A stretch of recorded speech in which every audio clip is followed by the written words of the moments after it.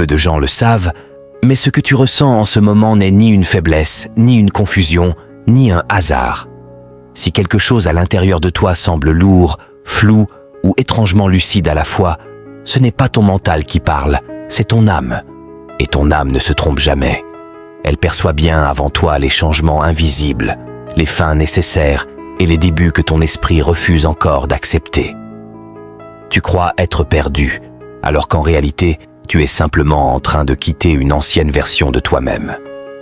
Cette sensation de décalage, cette fatigue sans raison, cette impression que plus rien ne te satisfait vraiment, ce sont les signes précis d'un réalignement profond.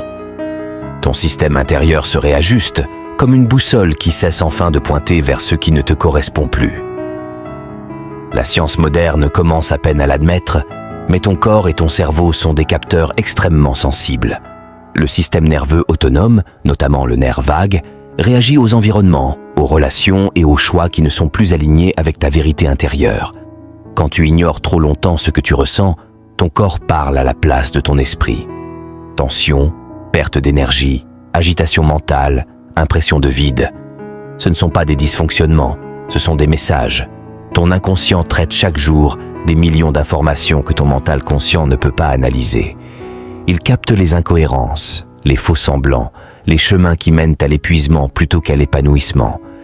Et quand l'écart devient trop grand entre ce que tu vis et ce que tu es réellement, une alarme silencieuse s'active. C'est ce que tu ressens aujourd'hui. Les traditions spirituelles anciennes l'avaient compris depuis des millénaires. L'âme précède toujours la pensée. Avant même que tu comprennes pourquoi une situation te vide, ton âme l'a déjà jugée incompatible avec ton évolution.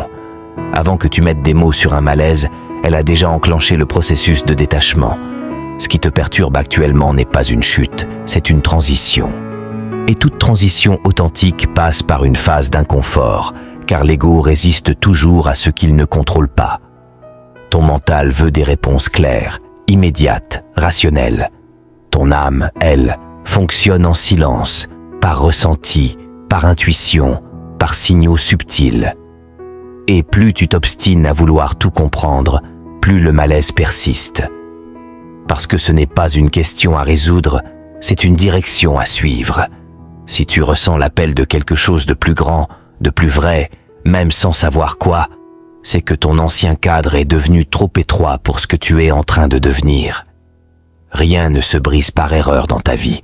Ce qui tombe était déjà fissuré depuis longtemps, et ce qui s'éloigne laisse la place à une version de toi plus alignée, plus lucide, plus forte intérieurement. Ton âme sait déjà où tu dois aller. Le vrai danger n'est pas de se tromper de chemin, c'est d'ignorer trop longtemps ce que tu ressens au fond de toi.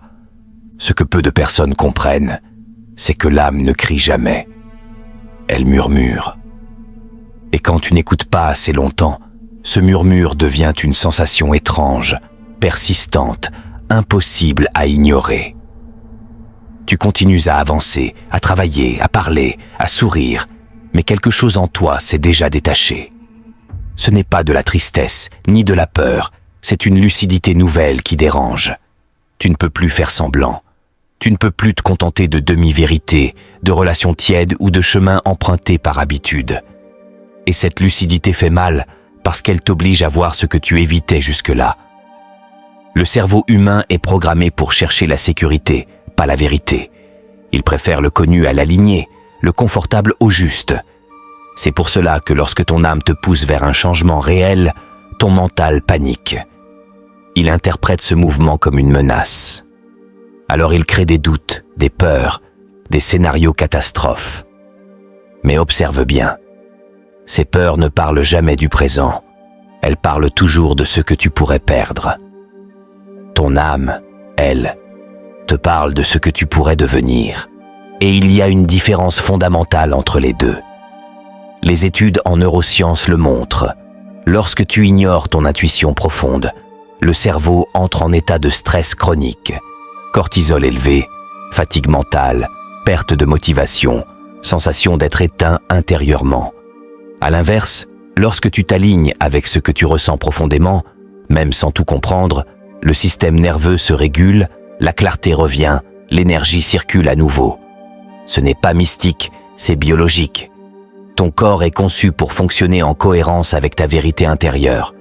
Chaque fois que tu te trahis, même légèrement, tu le payes en énergie. Chaque fois que tu t'écoutes vraiment, quelque chose se détend en toi. Voilà pourquoi certaines décisions font peur, mais soulagent instantanément. Voilà pourquoi certains silences te font plus de bien que 1000 explications. Voilà pourquoi certaines personnes disparaissent de ta vie sans conflit, simplement parce que ton âme a compris avant toi qu'elle n'avait plus accès à ta prochaine version. Tu n'es pas en train de t'isoler, tu es en train de te sélectionner. L'éveil n'est pas spectaculaire. Il est sobre, parfois inconfortable, souvent solitaire. Il commence le jour où tu préfères être vrai plutôt qu'accepter. Le jour où tu comprends que ton malaise n'est pas un problème à fuir, mais un signal à respecter. Ton âme ne te demande pas de tout quitter, ni de tout bouleverser d'un coup. Elle te demande une chose simple et radicale à la fois. Arrêtez de te mentir. À partir de là, tout s'aligne progressivement. Les choix deviennent plus clairs, les priorités se réorganisent, et ce qui semblait flou commence enfin à prendre sens. Tu n'as jamais été cassé. Tu étais simplement déconnecté de toi-même. Et maintenant que tu recommences à ressentir, il n'y a plus de retour en arrière possible. À ce stade, une vérité devient impossible à ignorer. Ta vie extérieure est toujours le reflet exact de ton état intérieur. Si tout semble figé, répétitif ou vide de sens, ce n'est pas parce que le monde te bloque, c'est parce que ton âme attend que tu fasses un pas que toi seul peux faire. Beaucoup pensent que l'éveil spirituel est une montée, une illumination soudaine, une paix permanente. En réalité, c'est d'abord une déconstruction. Tu perds des repères, des certitudes, parfois même des envies qui te définissaient autrefois. Et cette perte fait peur, car l'identité à laquelle tu t'accrochais te donnait une impression de contrôle. Mais ce contrôle était une illusion. Tu ne perds pas ce que tu es, tu perds ce que tu n'as jamais été. Psychologiquement, c'est un phénomène bien connu. Quand l'image que tu as de toi ne correspond plus à ton ressenti profond, le cerveau entre en conflit interne. Ce conflit se manifeste par une fatigue existentielle, une baisse de tolérance au superficiel, un besoin de sens brut. Tu deviens moins patient avec l'inutile, moins disponible pour le faux, moins enclin à sacrifier ton énergie pour plaire. Et ce changement dérange ton entourage autant qu'il te déstabilise toi-même. Certains te diront que tu as changé, que tu es devenu distant ou froid. En réalité, tu es devenu cohérent. Tu ne forces plus ce qui ne résonne pas. Tu n'expliques plus ce que ton âme a déjà tranché. Et cette cohérence intérieure est puissante, car elle ne dépend plus de la validation extérieure. Les anciens stoïciens l'avaient compris. La paix intérieure naît le jour où tu cesses de vouloir contrôler ce qui ne dépend pas de toi, pour te concentrer pleinement sur ce qui dépend de toi. Tes choix, ton attention, ton intégrité. Quand tu réalignes ces 3 éléments, le bruit mental diminue. Tu n'as plus besoin de te convaincre, ni de te justifier.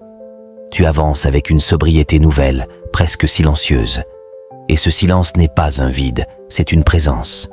Tu ressens moins le besoin de parler, mais plus le besoin d'agir juste. Moins le besoin d'être vu, mais plus le besoin d'être vrai. Ce changement n'est pas une phase passagère, c'est un seuil. Une fois franchi, tu ne peux plus retourner dans l'inconscience confortable d'avant. Tu vois trop clair. Et cette clarté, même si elle t'isole temporairement, te libère profondément. Car à partir de là, tu ne construis plus ta vie sur la peur de perdre, mais sur la certitude intime de te respecter. Et c'est précisément à ce moment-là que ta réalité commence à répondre autrement. Pas parce que tu forces, mais parce que tu vibres enfin en accord avec ce que tu es devenu. Si tu es encore là maintenant, ce n'est pas par curiosité, ni par hasard, ni parce que tu t'ennuies. C'est parce qu'une vérité intérieure a été touchée. Le titre n'était pas une formule spirituelle de plus, c'était un constat brut. Ce que tu ressens n'est pas un hasard, ton âme sait déjà. Et cette idée traverse autant la science moderne que la spiritualité profonde. Carl Jung, l'un des plus grands psychiatres du XXe siècle, disait que tant que l'inconscient n'est pas rendu conscient, il dirige ta vie et tu appelles ça le destin. Ce que tu ressens aujourd'hui, ce malaise diffus, cette lucidité soudaine, cette impression que quelque chose doit changer sans savoir quoi exactement, c'est précisément ce moment où l'inconscient commence à remonter à la surface. Jung a passé sa vie à observer des personnes qui, extérieurement, avaient tout pour aller bien, mais qui intérieurement s'éteignaient. Et il a remarqué un schéma récurrent. Le corps, les émotions et l'intuition savaient toujours avant le mental. Toujours. Une anecdote marquante raconte qu'un de ses patients faisait des crises d'angoisse inexpliquées chaque matin avant d'aller travailler. Aucun traumatisme apparent, aucune raison logique. En creusant, Jung a compris que cet homme vivait une vie totalement dissociée de ce qu'il était profondément. Son travail était prestigieux, mais contraire à sa nature. Son âme rejetait ce chemin, et le corps envoyait le signal. Dès que cet homme a commencé à s'orienter vers une vie plus alignée, les symptômes ont diminué sans traitement médical lourd. Ce n'est pas de la magie, c'est de la cohérence intérieure. Aujourd'hui, les neurosciences confirment ce que Jung pressentait. Le cerveau émotionnel et intuitif traite l'information bien avant le cortex rationnel. Tu ressens avant de comprendre. Tu sais avant de pouvoir l'expliquer. Et plus tu ignores ce savoir intérieur, plus la tension augmente. Ce que beaucoup appellent anxiété, perte de motivation ou fatigue mentale chronique est souvent un conflit entre la vie que tu mènes et la personne que tu es en train de devenir. L'éveil, contrairement au fantasme, n'est pas une explosion de bonheur. C'est un dépouillement. Tu perds le goût du superficiel. Tu supportes moins le faux. Tu n'as plus l'énergie de jouer un rôle.